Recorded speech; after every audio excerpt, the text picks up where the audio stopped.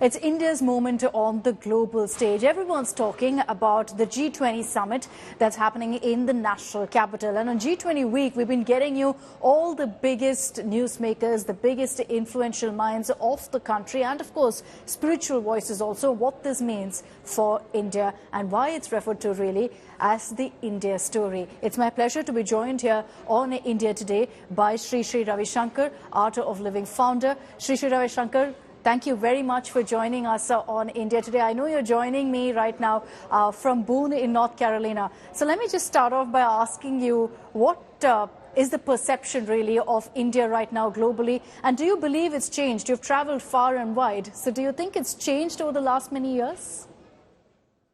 Definitely. It's so visible, so obvious. India's power has risen. India's prestige has risen.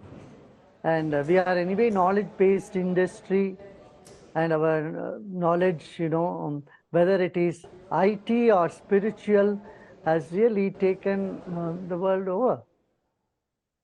In such a case, do you really see G20 as an opportunity to kind of put the focus also on India and how we lead spiritually across the world? G20 is happening every year.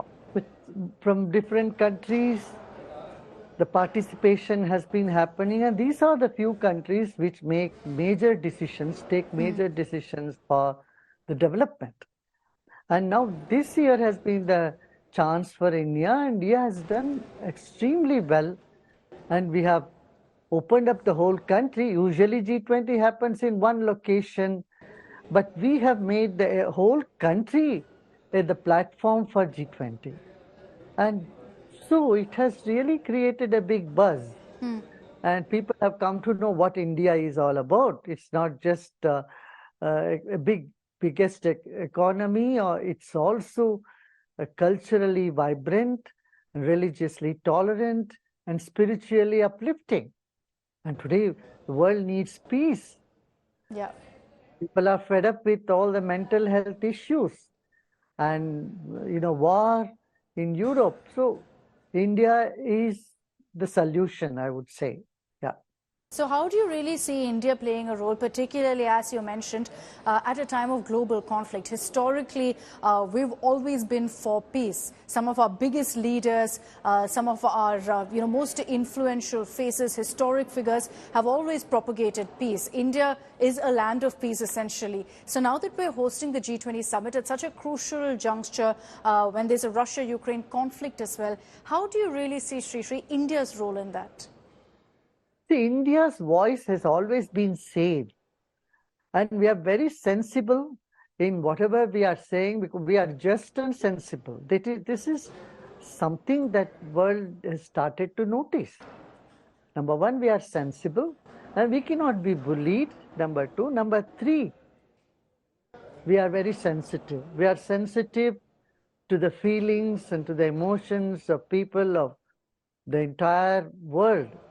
And the mindsets. So we in this country have embraced such diversity. See, we have a communist government in one part of the country, and we have multi-party democracy, which is not present in anywhere else in the world. There are bi-party democracies, but we have so many parties. And then on top of it, we are the largest population in a country that the world is seeing today, and young population. And so we have a lot of things to offer to the world.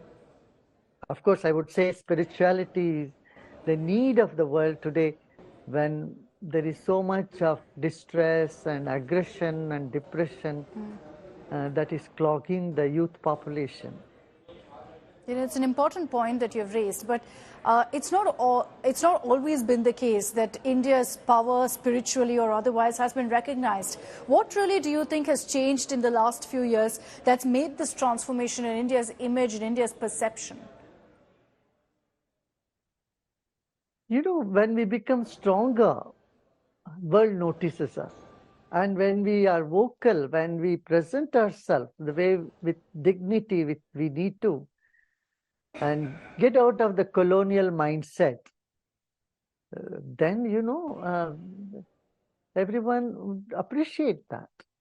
See, if we feel bad about ourselves, we have low self-esteem, we feel meek and weak, we hide our own tradition, our culture, and we feel subservient to everything else, then of course world will not recognize you. And now we have stood up in the past few years. We have really been proud about our culture. We have been proud about our achievement.